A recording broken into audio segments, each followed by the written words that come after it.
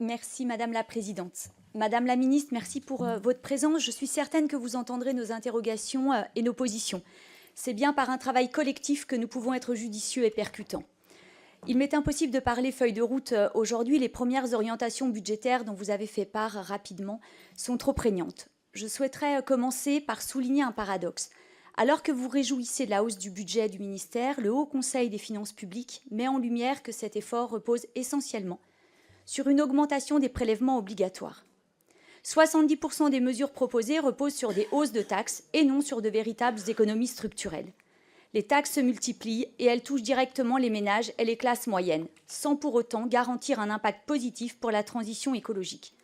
Prenons la hausse de la taxe sur l'électricité, présentée comme une mesure écologique. Elle frappera tous les Français, des plus modestes aux classes moyennes.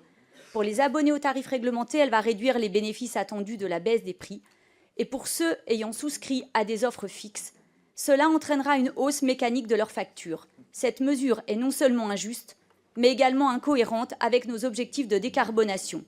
Nous avons donc, avec mes collègues de la droite républicaine, proposé un amendement pour supprimer cette hausse et un plan d'économie de plusieurs milliards d'euros.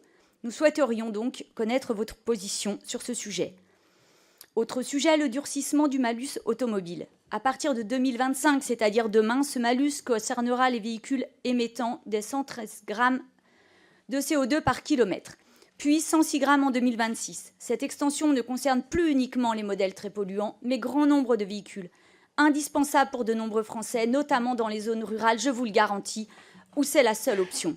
Ce malus renforcé va frapper de plein fouet les ménages. Nous avons donc proposé un amendement dans ce sens.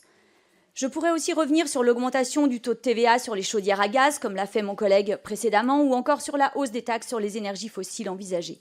Cela alourdit encore le fardeau fiscal, sans apporter de solution durable. Enfin, je m'inquiète également de la baisse drastique des aides à la transition écologique. Le fonds vert, pour les collectivités locales, essentiel pour soutenir la transition sur le terrain, voit son budget réduit de 60%.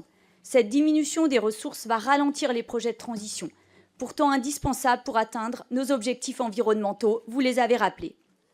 Madame la ministre, comment pouvez-vous justifier un tel déséquilibre dans ce budget qui repose trop souvent sur des hausses de taxes pénalisant les Français, tout en coupant des aides cruciales pour réussir la transition écologique?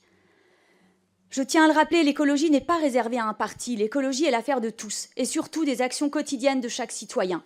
Les citoyens sont prêts, beaucoup agissent depuis longtemps, alors ne leur faisons pas considérer l'écologie comme une punition.